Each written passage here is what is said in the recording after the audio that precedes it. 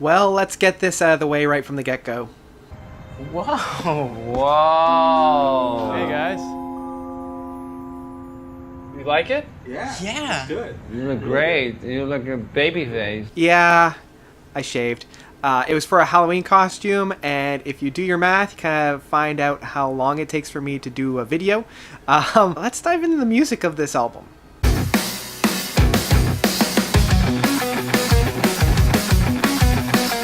In a World of Fear by Scale the Summit. So, Scale the Summit is a US tech prog rock metal outfit. They can kind of be labeled as gent by using those gent drops quite a bit.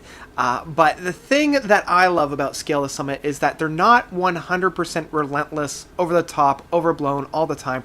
They have a lot of smoother and atmospheric sections as well. I know I've mentioned this in the past, but this style of music isn't my favorite. I'm not a big fan of it, but I do appreciate and I do enjoy the technicality aspects of it. I feel with Scale the Summit, there's not as much emphasis on the technical playing.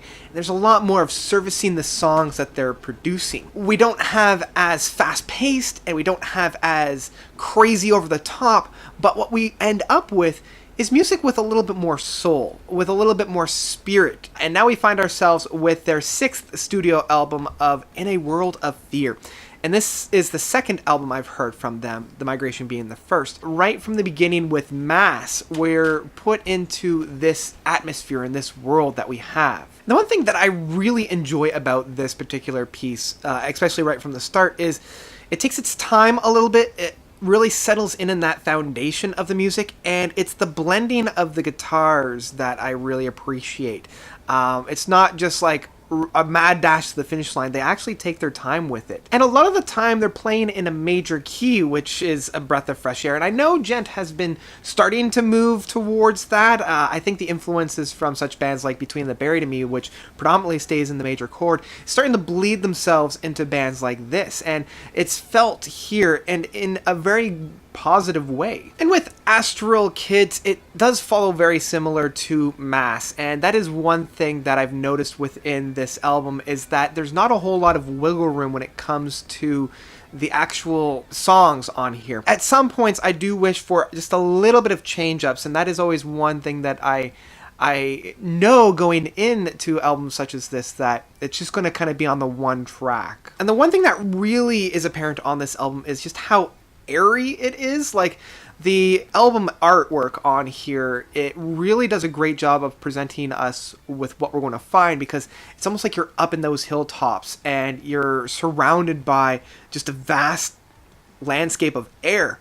And you just kind of have that one central made of stone that really captures the spirit of the songs. Now, once we come into Royal Orphan, this is where my ears start to ping, because we've got, you know, that little bit of gent drops that we have, and I really enjoy that. I believe it's the bass work of, what's his face, Killian, and it's not quite touching like that brutal metal, but it does kind of dip its toe a little bit into it. And it's about the midpoint of this track as well, where we come into that airiness that we have, you know, that's very atmospheric and kind of up in the clouds. I don't know if it's a synthesizer. I mean, it's not really credited on here of having any kind of synthesizers. It's all guitars. So what they're able to do with that kind of very atmospheric guitar work is really something to kind of write home for.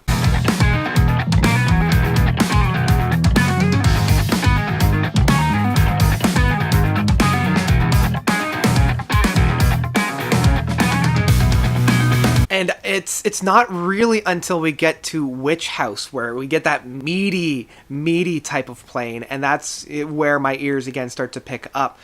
We have a little bit more of a hook within the guitars. Like, it's not just noodling away. It's not just kind of lamenting out into the infinite void. We have a little bit more of that call and answer, that signal to noise that I'm really excited about.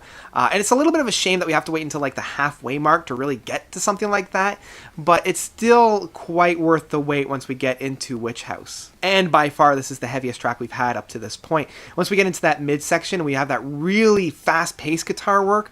we're starting to see a little bit more of a dynamic here. It's not just that area up in the sky quality that we were talking about. We've got like this really hunkered down to earth just meat that we're kind of sludging through. But really, I think it's the 7th track that is the highlight and my favorite, which is Opal Bones.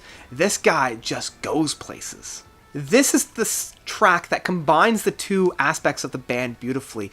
We have that atmosphere that grounds the song, which is kind of an oxymoron, but those kind of harmonizing guitars, those really out in the ether kind of sounds are really painting the landscape of it. But then we have that really foundational and beautiful guitar work that kind of lays down the rest of the track. It's like that's the moment where the heavens open up and those angels come down. It's also a shame that it's the shortest track off of the album, but I'll give it a pass because what it does with so little time is just beautiful.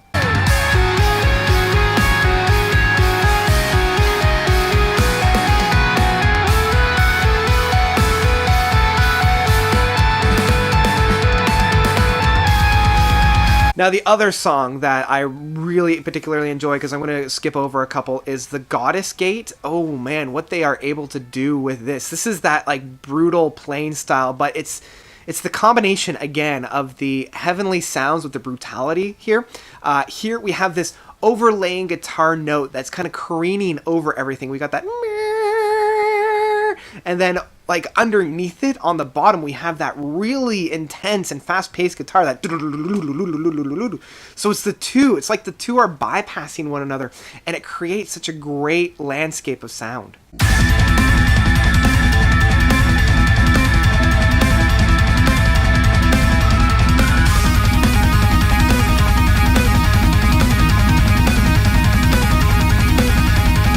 And I also believe Scott Carstairs from Fallujah is on that piece as well. I don't know if he's providing the main guitar hook on that, because he's just credited as being a guitar guest on this track. So I'm always kind of interested to find out where he is, because he blends so perfectly into the album that I didn't actually know he was on there until I looked at the notes on the album. And the album finishes off with The Warden, and this is another kind of drawback that I have with this. It doesn't really feel like a closing track. It just feels like another track on the album.